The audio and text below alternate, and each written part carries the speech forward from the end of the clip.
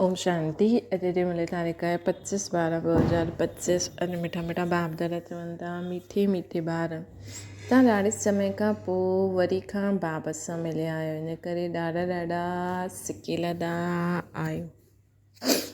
प्रश्न: पंहिंजी स्थिति खे हिकरस ठाहिण जो साधन छा आहे? पंहिंजी स्थिति खे हिकरस ठाहिण जो साधन छा आहे? उत्तर आहे सदा यादि रखो जो सेकेंड पास थियो ड्रामा कल्प पहिरियों बि हीअं ई थियो हुयो। हाणे त निंदा स्थिति मान अपमान सभु समान साम्हूं अचिणो ई आहे। हिन करे पंहिंजी स्थिति खे हिकरस ठाहिण लाइ पास्ट जो चिंतन न करो, है न। कोई तव्हांजी तारीफ़ करे, कोई तव्हांजी निंदा करे, सभु साम्हूं ईंदा। मान अपमान निंदा स्थिति जय पराजय ठंडी गर्मी। हिन करे जो सेकेंड बीतियो पोइ नई स्थिति। ओम शांति। रूहानी ॿारनि प्रति रूहानी बाप सम्झाइनि था। रूहानी बाप जो नाम छा आहे? शिव बाबा। उहा सभु रूहनि जो बाप आहे। सभु रूहानी ॿारनि जो नाम छा आहे? आत्मा। जीव जो नाम पवंदो आहे न, आत्मा जो नाम उहो ई रहंदो आहे। इहे बि ॿार ॼाणंदा आहिनि सत्संग त देर आहिनि। इहा सचो सचो सत जो संग जो सत बाप राजयोग सिखाए करे सभिनि खे सतयुग में वठी हलंदा आहिनि। ईअं ॿियो कोई बि सत्संग व पाठशाला न थी सघंदी आहे। इहे बि तव्हां ॿार ॼाणंदा आहियो। सॼे सृष्टि चक्कर तव्हां ॿारनि जी बुद्धि में आहे, है न। तव्हां ॿार ई सुदर्शन चक्रधारी आहियो न। बाप बि सम्झाईंदा आहिनि, है न। तव्हां ॿार ई सुदर्शन चक्रधारी आहियो। बाप बि ॿारनि खे सम्झाईंदा आहिनि हीअ सृष्टि चक्कर कीअं फिरंदो आहे। कंहिंखे बि सम्झायो त चक्कर जे साम्हूं बीहारो। हाणे तव्हां हिन तरफ़ वेंदव। बाप जीव आत्माउनि खे चईंदा आहिनि पंहिंजे खे आत्मा सम्झो। इहा नई ॻाल्हि न आहे। ॼाणंदा आहियो कल्प पहिरियों ॿुधंदा आहियूं, हाणे वरी असां ॿुधूं था। तव्हांजी बुद्धि में कोई बि देहधारी बाप टीचर गुरु न आहे। तव्हां ॼाणंदा आहियो विदेही शिव बाबा संजो टीचर गुरु आहे। ॿियो कोई सत्संग आदि में हीअं ॻाल्हियूं न हूंदियूं आहिनि। मधुबन त इहे हिकु ई आहे न। उहो पोइ हिकु मधुबन वृंदावन में ॾेखारींदा आहिनि। उहा भक्ति मार्ग में मनुष्य वेही ठाता अथनि। प्रैक्टिकल मधुबन त इहो आहे न, तव्हांजी बुद्धि में आहे। असां सत्युग त्रेता खां वठी करे पुनर्जन्म वठंदे हाणे संगम ते अची करे बीठा आहियूं पुरुषोत्तम ठहिण लाइ। तव्हांजो बाप असांखे बाबा अची करे स्मृति दिलाई आहे। 84 जन्म केरु ऐं कीअं वठंदा आहिनि उहो बि तव्हां ॼाणंदा आहियो, है न। मनुष्य त सिर्फ़ु चई ॾींदा आहिनि, सम्झंदा कुझु न आहिनि। बाबा सुठी रीति सम्झाईंदा आहिनि। सत्युग में सतो प्रधान आत्मायूं हुयूं।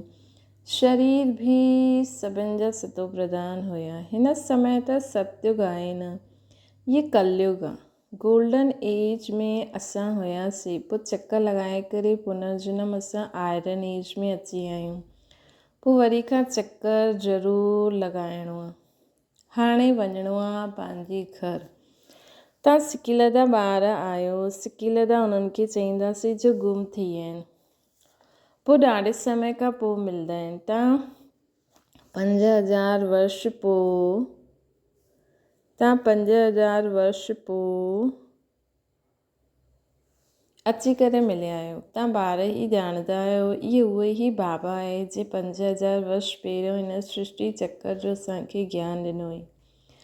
सुदर्शन चक्रधारी ठातो हुई। हाणे पोइ वरी खां बाबा अची करे मिलिया आहिनि जन्म सिद्ध अधिकार ॾियण लाइ। हिते बाप रियलाइज़ कराईंदा आहिनि। इन में आत्मा जे 84 जन्मनि जी बि रियलाइज़ेशन अची वेंदी आहे। आत्मा जो रियलाइज़ कराईंदा आहिनि त उनजे 84 जन्मनि जो बि अची वियो।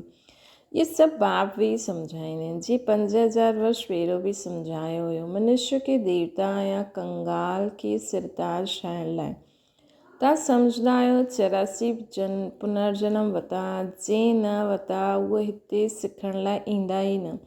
कोई थोरो सम्झंदा नंबरवार त हूंदा आहिनि न, पंहिंजे पंहिंजे घर गृहस्थ में रहणो आहे।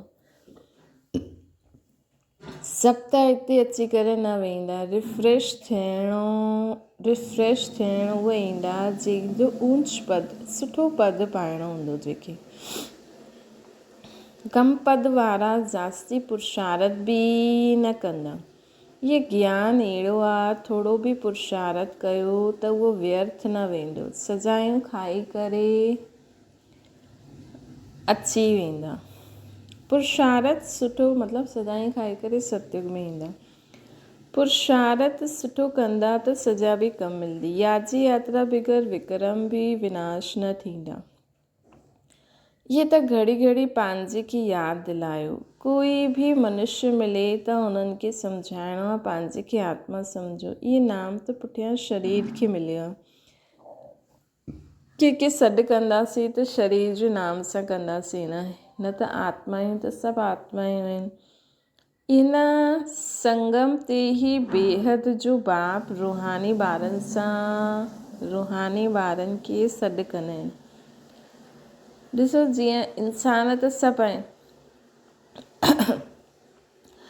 लेकिन अगरि कंहिंजो इंसान जो नाम न पतो हूंदो भीड़ में, त उनजे पहनावे जे अनुसार माण्हू सॾु कंदा, उनजे पहनावे जे कलर अनुसार माण्हू सॾु कंदा, है न। त ईअं ई आत्मायूं त सभु आहिनि, त शरीरनि ते नाम रखिणो पवंदो आहे। बाबा चईंदा आहिनि कि हिन समय ई मां तव्हां ॿारनि खे रूहानी ॿारनि खे सॾु कंदा आहिनि। तव्हां चईंदा रूहानी बाबा, बाप चईंदा रूहानी ॿार। पहिरियों रूह पोइ ॿार जो नाम वठंदा आहिनि। रूहानी ॿार तव्हां सम्झंदा आहियो, रूहानी बाबा छा सम्झाईंदा आहिनि। तव्हांजी बुद्धि ॼाणंदी आहे शिव बाबा हिन भागीरथ ते विराजमान आहिनि। असांखे उहे ई सहज राजयोग सिखाइनि था शिव बाबा। ॿियो कोई मनुष्य मात्र न जंहिंमें बाबा अची करे राजयोग सिखाइनि, उहो बाप ईंदा आहिनि पुरुषोत्तम संगम युग ते। ॿियो कोई बि मनुष्य कॾहिं ईअं न चईंदो, सम्झाए न सघे। इहे बि तव्हां ॼाणंदा आहियो, शिक्षा कोई हिन बाप जी न आहे। इन्हनि खे त इहे मालूम न आहे कि कलयुग ख़तमु थी सतयुग अचिणो आहे। इन्हनि जो हाणे कोई देहधारी गुरु न आहे। त सभु मनुष्य मात्र चईंदा असांजो फलानो गुरु, फलानो ज्योति ज्योत में समायो। सभिनि जा देहधारी गुरु आहिनि। धर्म स्थापक बि देहधारी आहिनि। इहे धर्म कीअं स्थापना कयो? स्वयं निराकार शिव परम पिता परमात्मा त्रिमूर्ति शिव बाबा ब्रह्मा द्वारा स्थापना कयो आहे। निराकार परम पिता परमात्मा त्रिमूर्ति शिव बाबा ब्रह्मा द्वारा स्थापना कयो आहे। इन्हनि जे शरीर जो नाम ब्रह्मा आहे। क्रिश्चन माण्हू चईंदा क्राइस्ट इहे धर्म स्थापना कई। उहो त देहधारी आहे। चित्र बि आहिनि। हिन धर्म जे स्थापक जो चित्र छा ॾेखारींदव? शिव जो ई ॾेखारींदव न।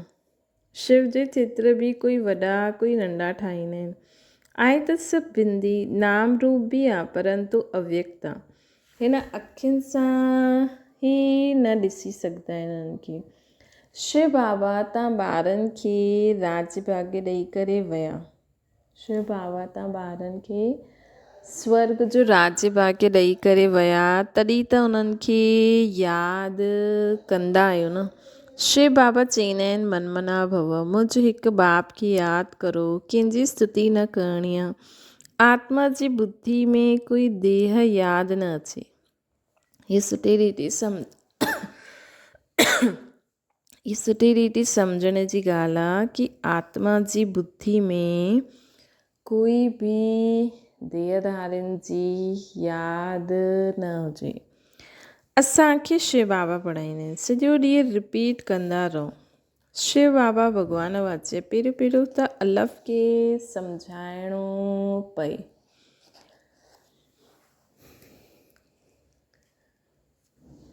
ये पक्को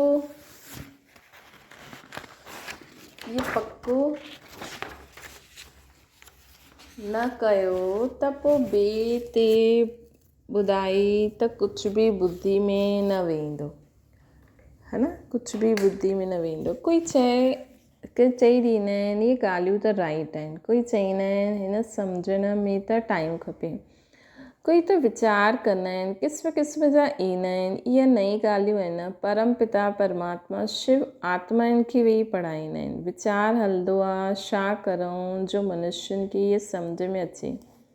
शिव बाबा ई ज्ञान जा सागर आहिनि। आत्मा खे ज्ञान जो सागर कीअं चईंदासीं जंहिंजो शरीर ई न आहे। आत्मा खे ज्ञान जो सागर कीअं चईंदासीं जंहिंजो शरीर ई न आहे। ज्ञान सागर त आहे ज़रूरु, कॾहिं ज्ञान ॿुधायो हुन तॾहिं त उन्हनि खे ज्ञान जो सागर चईंदा आहियूं न। ईअं ई छो चईंदासीं। कोई ॾाढो पढ़ंदा आहिनि त चईंदा आहिनि इहे त ॾाढा वेद शास्त्र आदि पढ़िया आहिनि, हिन करे शास्त्र अथवा विद्वान चइबो आहे न। बाप खे ज्ञान जो सागर अथॉरिटी चइबो आहे। ज़रूरु थी करे विया न। पहिरियों त पुछणो खपे हाणे कलयुग आहे या सतयुग, नई दुनिया आहे या पुराणी दुनिया। एम ऑब्जेक्ट त तव्हांजी साम्हूं बीठी आहे। इहा लक्ष्मी नारायण अगरि हूंदा त उन्हनि जो राज्य हूंदो न। ये पुराणी दुनिया कंगालपनो ई न हूंदो। हाणे त सिर्फ़ु इन्हनि जे चित्र आहिनि। मंदिर में मॉडल्स ॾेखारींदा आहिनि, न त उन्हनि जे महल बगीचे आदि केतिरा वॾा हूंदा। सिर्फ़ु, है न, केॾा वॾा वॾा हूंदा उन्हनि जा महल बगीचा आदि। सिर्फ़ु मंदिर में थोरी रहंदा हूंदा। प्रेसिडेंट जो मकान केतिरो वॾो आहे। देवी देवता आहियूं त वॾे वॾे महलनि में रहंदा हूंदा। ॾाढी जॻह हूंदी, हुते ॾुजण आदि जी ॻाल्हि न हूंदी। सदैव फुलवाड़ी रहंदी, है न, सदैव फुलवाड़ी रहंदी आहे। कांटा हूंदा ई न आहिनि। उहा आहे ई बगीचो। हुते त लकड़ियूं आदि जलाईंदा ई न। लकड़ियुनि में धुओं हूंदो आहे न, त दुख फील थींदो आहे। हिते असां ॾाढा थोरा टुकड़नि में रहंदा आहियूं। पुठियां वृद्धि खे पाईंदा आहिनि। ॾाढा सुठा सुठा बगीचा हूंदा, ख़ुशबू जास्ती रहंदी। ॾाढा सुठा सुठा बगीचा हूंदा हुते, ख़ुशबू जास्ती रहंदी। त सोचो जंगल हूंदो ई न। हाणे फीलिंग ईंदी आहे न, ॾिसण में न ईंदो, बसि फील करे सघंदा आहिनि। जीअं बाबा ॾिसण में न ईंदा आहिनि, लेकिन असां उन्हनि जी प्रेजेंस, उन्हनि जी शक्तियूं, उन्हनि जी मदद खे फील कंदा आहियूं न। तव्हां ध्यान में वॾे वॾे महल आदि ॾिसंदव, उहे त हिते ठही न सघंदा आहिनि। साक्षात्कार थियो पोइ गुम थी वेंदो। साक्षात्कार कयो त आहे न। राजायूं प्रिंस प्रिंसेस हूंदा। ॾाढो रमणीक स्वर्ग हूंदो। जीअं हिते मैसूर आदि रमणीक आहे न, ईअं हुते ॾाढा सुठी हवायूं हलंदी। पानी जा झरना ॾाढा रहंदा आहिनि। आत्मा सम्झदी आहे असां सुठी सुठी चीज़ ठाहियूं। आत्मा खे स्वर्ग त यादि ईंदो आहे न, है न, आत्मा खे स्वर्ग त यादि ईंदो आहे। त ॿारनि खे रियलाइज़ थींदो आहे छा थींदो, किथे असां रहंदा हूंदासीं। इन समय स्मृति रहंदी आहे। चित्रनि खे ॾिसी तव्हां केतिरा ख़ुशनसीब आहियो। चित्रनि खे ॾिसो तव्हां केतिरा ख़ुशनसीब आहियो। हुते दुख जी कोई ॻाल्हि न हूंदी आहे। असां त स्वर्ग में हुयासीं, पोइ हेठि उतरिया, हाणे पोइ स्वर्ग में वञिणो आहे। कीअं वेंदासीं? रस्सी में लटकी करे वेंदासीं छा? असां आत्मायूं त रहण वारा शांतीधाम जा आहियूं। बाबा स्मृति दिलाई आहे। हाणे तव्हां पोइ देवता ठहो था ऐं ॿियनि खे ठाहियो था। केतिरा घर में वेही साक्षात्कार कंदा आहिनि। बांदलियुनि कॾहिं ॾिठो थोरी हूंदो बाबा खे, बाबा जो घर कीअं आत्मा खे उछल ईंदी आहे न, पंहिंजो घर नज़दीक अचण सां आत्मा खे ख़ुशी थींदी आहे, है न। आत्मा खे ख़ुशी थींदी आहे घर नज़दीक ॾिसण सां। सम्झंदा आहिनि बाबा असांखे ज्ञान ॾेई करे श्रृंगारणा आहिनि। आख़िर हिकु ॾींहुं अख़बारनि में बि पईंदो। हाणे त स्तुति निंदा मान सम्मान सभु साम्हूं ईंदा आहिनि। ॼाणंदा आहियो असां कल्प पहिरियों बि ईअं ई हुयासीं। जो सेकेंड पास थियो उनजो चिंतन न थियणो खपे। अख़बारनि में कल्प पहिरियों बि ईअं पियो हुयो पोइ पुरुषारथ कबो आहे। हंगामो जो थियो सो थी वियो, नाम त थियो न, नाम त थियो, पोइ तव्हां रिस्पॉन्ड कंदा आहियो, है न। चाहे सुठो या बुरो बि नाम थियो, कम से कम पब्लिक दुनिया जे साम्हूं त आहियो। कोई पढ़ंदा आहिनि कोई न पढ़ंदा आहिनि, फ़ुर्सत न मिलंदी आहे, ॿिए कमनि में लॻी वेंदा आहिनि। हाणे तव्हांजी ॿुधी में आहे ये बेहद जो ड्रामो आहे, टिक टिक हलंदी रहंदी आहे, चक्र फिरंदो रहंदो आहे। हिकु सेकेंड में जो पास थियो पोइ 5000 वर्ष पोइ रिपीट थींदो। जो थियो सेकेंड पोइ ख़्याल में ईंदो आहे, जो थियो सेकेंड खां पोइ ख़्याल में ईंदो आहे। इहे भुलिजी विया आहियो, ये भूल थी वई, चलो ड्रामा में न हूंदो हुयो, करेक्ट करो अॻियां। कल्प पहिरियों बि ईअं ई भूल थी वई, पास्ट थी वई न, बसि चेक करो, करेक्ट करो ऐं अॻियां सावधान रहो बसि। हाणे पोइ अॻियां जे लाइ न कंदासीं, पुरुषारथ कंदा रहंदा। तव्हांखे सम्झाइबो आहे घड़ी घड़ी इहा भूल सुठी न आहे, इहे कर्म सुठा न आहिनि, दिलि खाईंदी हूंदी असां इहे ख़राबु कमु कयो। बाबा सम्झाने ॾींदा आहिनि ईअं न करो कंहिंखे दुख थींदो, मतिलबु बाबा चवंदा आहिनि ईअं न करो कंहिंखे दुख थींदो, मना कबी आहे न। बाबा बतलाए ॾींदा आहिनि इहे कमु न करिणो आहे, बिगर पूछे चीज़ उठाई हुनखे चोरी चइबो आहे। इहे कमु न करो, कड़वो न ॻाल्हायो। अॼुकल्ह दुनिया ॾिसो कहिड़ी आहे, कोई नौकर ते गुस्सो कयो त उहो बि दुश्मन थी वेंदा आहिनि। हुते त सतयुग में त शेर बकरी आपस में खीर खंड में रहंदा आहिनि, लूण पाणी आहे न, खीर खंड आहे।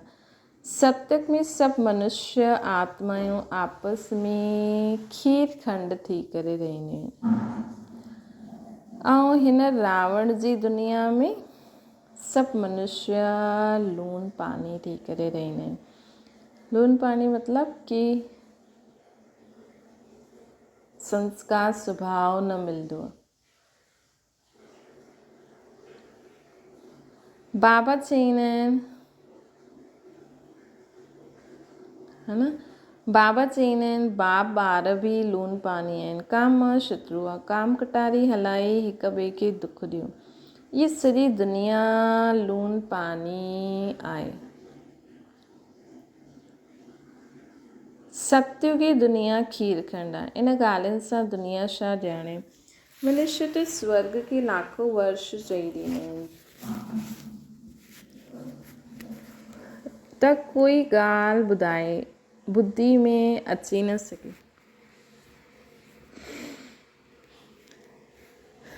मनुष्य त लाखों वर्ष चई छॾंदा आहिनि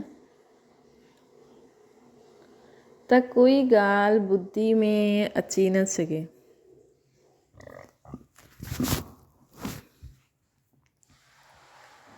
बाबा चवंदा आहिनि जो देवता हुया उन्हनि खे स्मृति में ईंदो आहे। तव्हां ॼाणंदा आहियो इहे देवता सतयुग में हुया, जंहिं 84 जन्म वरिता उहो पोइ अची करे पढ़ंदा ऐं कांटनि सां फूल ठाहींदा, जो देवी देवता धर्म जी आत्मायूं हूंदियूं। इहे बाप हिकु ई यूनिवर्सिटी आहिनि, जी ब्रांचिस निकिरंदी रहंदियूं आहिनि।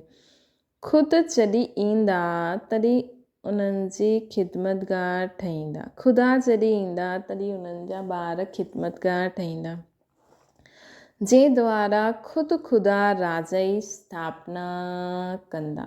बाबा ख़ुदि कंदा आहिनि। तव्हां सम्झंदा आहियो असां ख़ुदा जा ख़िदमतगार आहियूं। उहो जिस्मानी खिदमत कंदा आहिनि या रूहानी। बाबा असां आत्माउनि खे रूहानी सर्विस सिखलाईंदा आहिनि। छो जे रूह ई तमो प्रधान थी वई आहे न, पोइ बाबा सतो प्रधान ठाहींदा आहिनि, रूह खे ई सतो प्रधान ठाहींदा आहिनि। बाबा चईंदा आहिनि मामिकम यादि करो त विक्रम विनाश थींदा। मामिकम यादि करो त तव्हांजा सभु विक्रम विनाश थी वेंदा। इहे योग अग्नि आहे। भारत जो प्राचीन योग आयल आहे।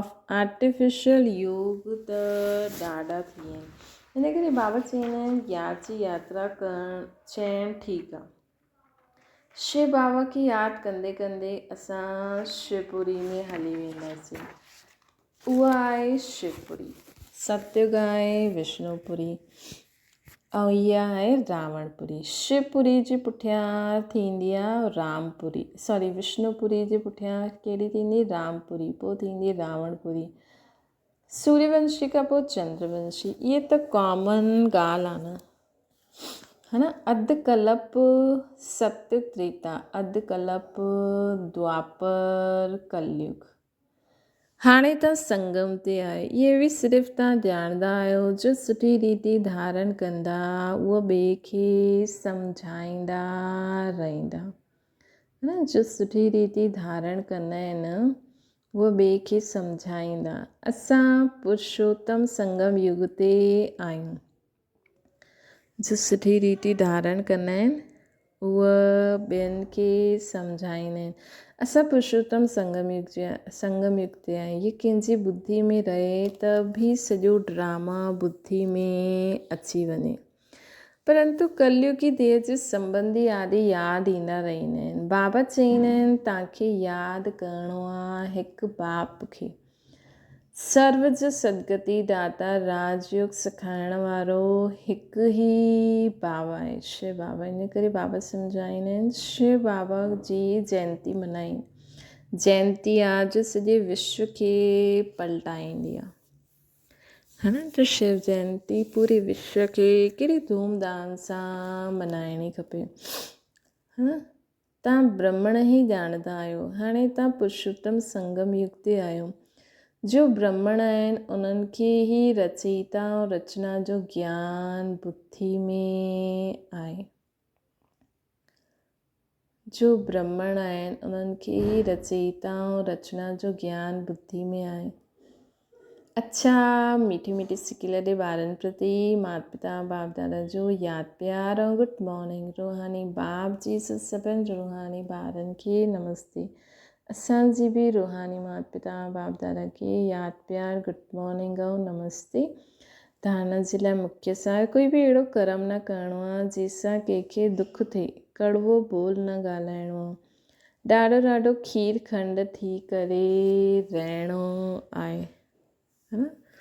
कोई बि अहिड़ो कर्म न करिणो आहे जंहिंसां कंहिंखे दुख थिए। कड़वो न ॻाल्हाइणो आहे। ॾाढो ॾाढो खीर खंड थी करे रहणो आहे। ॿियो आहे कहिड़ी बि देहदारी जी स्मृति न रहणी आहे। मतिलबु बुद्धि में हिकु शिव बाबा बुद्धि में रहे असांखे शिव बाबा पढ़ाईंदा आहिनि। हुन हिक जी महिमा करणी आहे। रूहानी खिदमतगार ठहिणो आहे। वरदाना शुद्ध संकल्प जे व्रत द्वारा वृत्ति खे परिवर्तन करण वारा दिल तख्त नशीन ठहो। बाप दादा जो दिल तख्त एतिरो प्योर आहे जो इन तख्त ते सदा प्योर आत्मायूं ई वेही सघंदियूं आहिनि, है न। बाप दादा जो दिल तख्त एतिरो प्योर आहे जो हिन तख्त ते प्योर आत्मायूं ई वेही सघंदियूं आहिनि। जंहिंजे मन वचन कर्म शुद्ध बाप समान उहे ठहींदा। त संकल्प त असांखे करिणो पवंदो न। जंहिंजे संकल्प में बि अपवित्रता या अमर्यादा अची वेंदी आहे उहो तख्त नशीन जे बजाए गिरती कला में हेठि अची वेंदो आहे। हिन करे पहिरियों शुद्ध संकल्प जे व्रत द्वारा पंहिंजी वृत्ति खे परिवर्तन करो।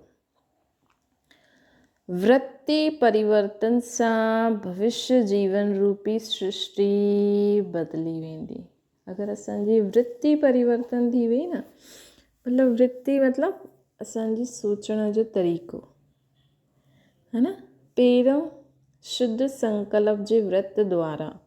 त जो असां शुद्ध संकल्प कंदा आहियूं न, त ओड़ी असांजी वृत्ति ठही वेंदी आहे, ओड़ी असांजी सोच ठही वेंदी आहे, ओड़ी असांजो तरीक़ो थी वेंदो आहे। त वृत्ति परिवर्तन थियण सां भविष्य जीवन रूपी सृष्टि बदिली वेंदी, है न। शुद्ध संकल्प व दृढ़ संकल्प जे व्रत जो प्रत्यक्ष फल आहे ही सदा काल जे लाइ बाप दादा जो दिल तख़्त। अगरि असांजी शुद्ध संकल्प आहे, दृढ़ संकल्प आहे, त हुनजो प्रत्यक्ष फल छा आहे? सदा काल जे लाइ असां बाप दादा जे दिल तख़्त ते रहंदासीं। अच्छा, ओम शांति। बाबा खे यादि करो।